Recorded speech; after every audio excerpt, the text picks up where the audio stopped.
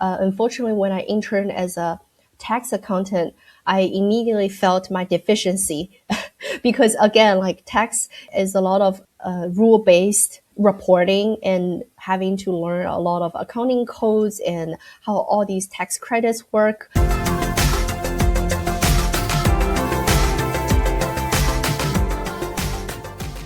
Hey Angie, how are you? Good, good. How are you, Rosey? I'm doing good. Today we have a special guest, Angie, an audit director at AAFCPAs. I believe you are the fourth guest from the same firm I have interviewed on my podcast. So Angie, welcome to my podcast. Before we start, dive into your CPA career path. Can you introduce with the audience a little bit more about yourself? Absolutely. So I am originally from Shanghai, China, and I came to the U.S. To further my study in the accounting industry in 2014. And I studied my study for my master's degree in accounting with Suffolk University for 2 years. And ever since then, I have been working for AAF since then in the audit division. Oh my God, you came here for studying and I don't recognize your accent that much at all. Your English is Yes. amazing. Oh, thank you. Yes, it was a bit challenging in the beginning when I was studying. I was always worried about not being able to understand the professor and raising my hand. But it's a gradual process to get better and become more confident. And actually, my colleagues at AEF really helped me a lot. They helped me with professional business writing on how to word my questions to my clients and helped me with open items calls up until when I felt comfortable to lead those conversations myself. So it was definitely not all rainbows and unicorns in the beginning. Wow. Can we just forget about CPA career and just talk about being international student in US? There's so much to talk about it. I always feel like, oh my God, I'm so shy and afraid about my accent. And my husband's like, that's okay. That makes you special. And so, all right, but I feel like I need to improve more. My English could be better, but and then some specific pronunciation, I still couldn't make it even I have stayed in US for like over a decade now. I was like, I want to just give it up. It's just the way it is. Yeah, it can be tough, but I really appreciate having a supportive environment at work where people recognize both, my background and accept me for who I am. That's amazing. So you came to US to get a master degree in accounting. Yes, And then after that, you decided to be a CPA. And yes. so what made you decide to stay in accounting and become a CPA right after graduation? That's a great question. Actually, I think for that, we need to take a step back, a little bit backwards, because I actually studied something else for my undergrad. I studied international politics in my undergrad. And the environment was different back then. When I was in China, it was considered very, very difficult for anybody to ever switch majors and to get into some of the other programs, especially business related programs. They're highly sought after. So it's practically impossible to switch. So I had to just see it through and finish my bachelor's with whatever program that was decided for me. Also, it was determined by the school because you can submit your wish list on which programs you want to study, but they ultimately made the decision. And I honestly had no idea what international politics was all about when I was a high school student. But I think what's also influenced me here was my family background. My parents are both accountants. They're both retired now, but back in the day, they both had a career in accounting. And I saw how they were able to have a steady career, even though sometimes economy could be difficult. And I like the stability side of it. So that's why, even though they told me maybe I should consider a different path because to be an accountant, it's a lot of work, but I decided that for myself.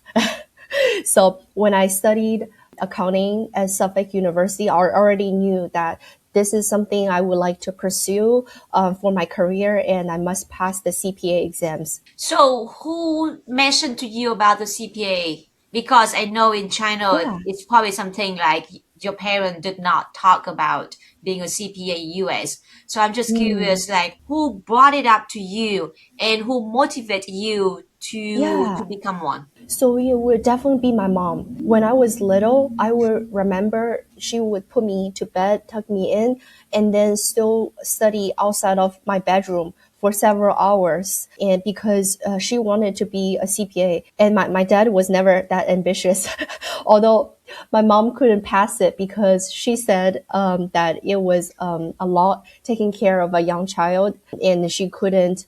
She tried several times, but failed it. And it was kind of a regret of hers. Granted, it's also much more difficult to pass it in China because at the time she would have to sit for all 4 exams within one weekend. So it's morning, afternoon, and it was a lot of materials to memorize. So she was said to me that you really need to just focus on getting the exam part of this passed, because if you don't have the credential, then it's different to work as an accountant without the degree versus with the degree.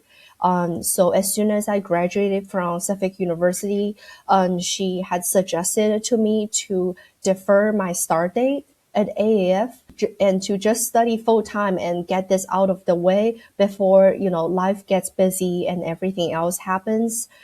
So she definitely pushed me into getting this all done, and I was able to get them all passed by August after graduation. It seems like you continue mom's dream to be a Yes, CPA.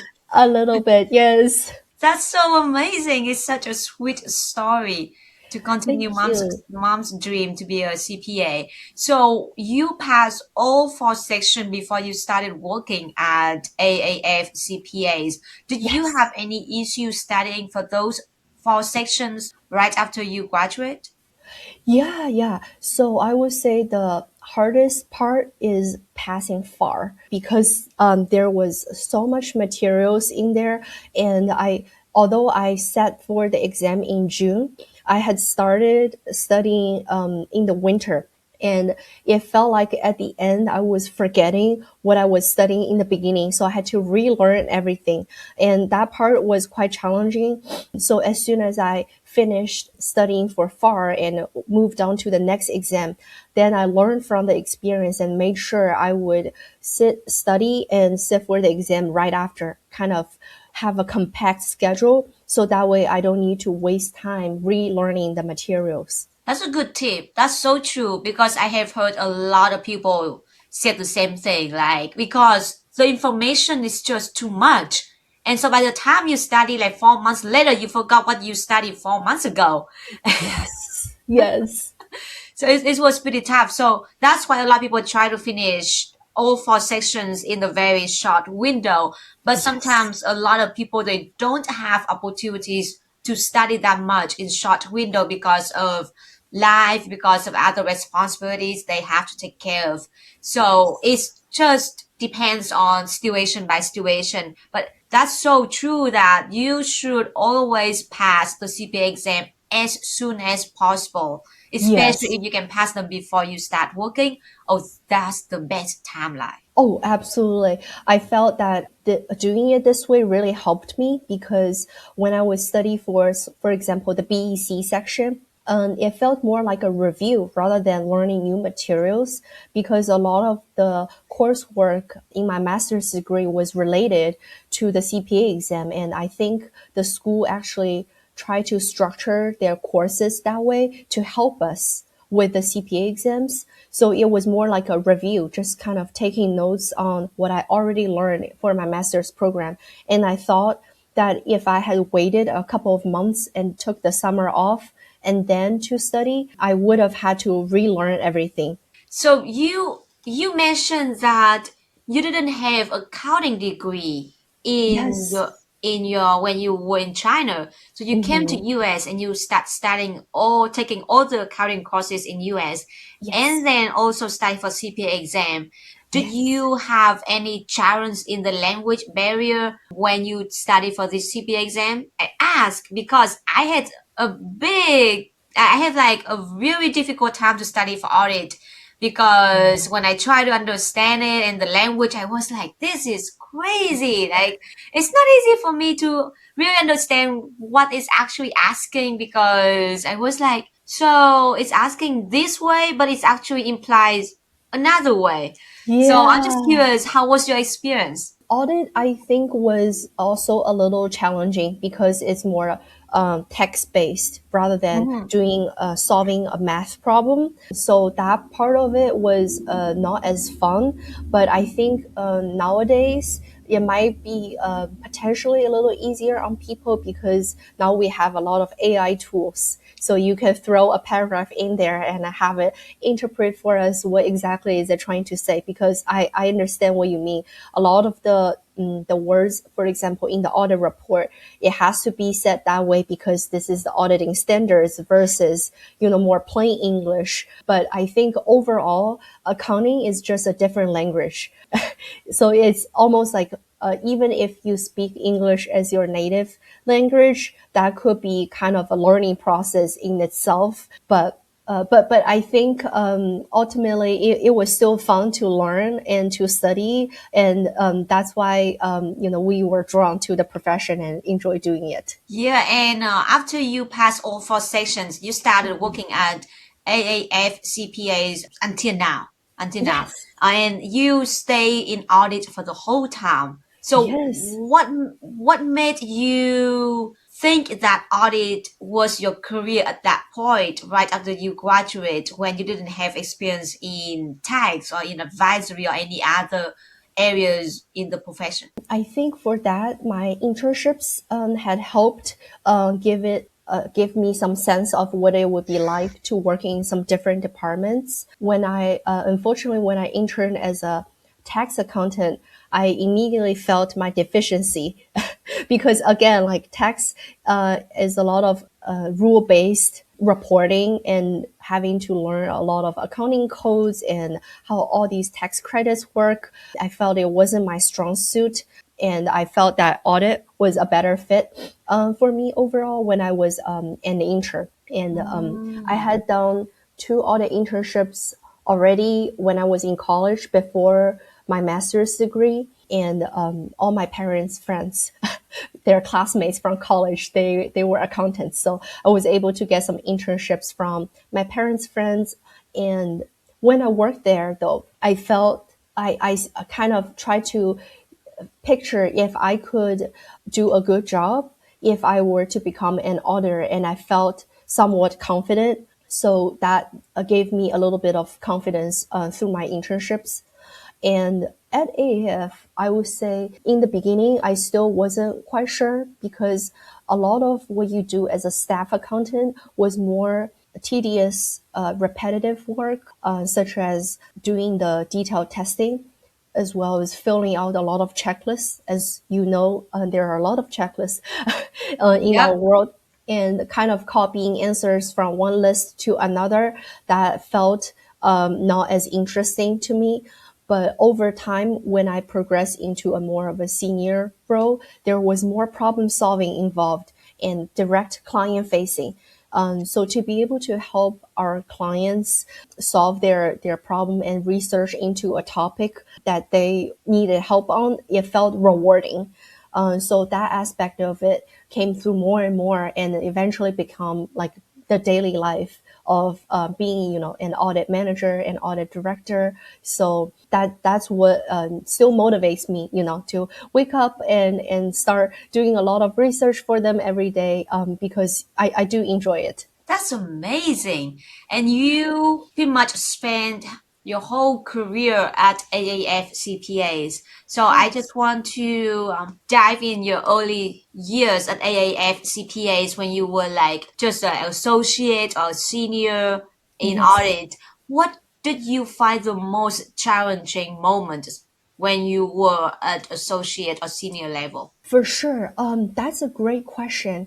I felt at the time, because I only just entered the workforce with AAF not that long ago, I had a very strong desire to prove myself and to show everybody what I'm capable of.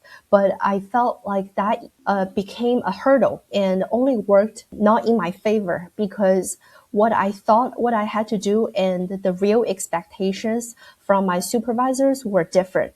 So I was trying to work hard based on what I thought means, what I thought it means, versus actually delivering something my seniors and supervisors expected, because they're not looking for the most perfect essay with the most beautifully worded arguments or pretty formatting, but maybe they were just looking for a specific task to be done within a specific time frame, because for audits we have very tight deadlines. So I couldn't take all the time in the world to perfect kind of a work paper to be what I thought in my head it should look. So I think that's when communication really comes in.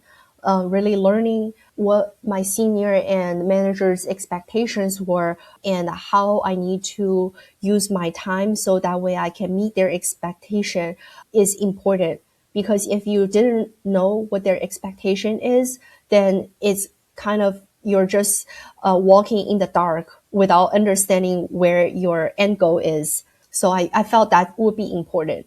Yeah, I agree. Communication is so important. I feel like communication is not just important when you are at lower level, but even when you move up in your career ladder, it's still very important for you to stay communicated very clearly with everyone around you, because at that point you like, okay, I need to see where the team goes. I need to see what the people's schedule look like, so to make sure that the job still get done, especially Yes. during busy season.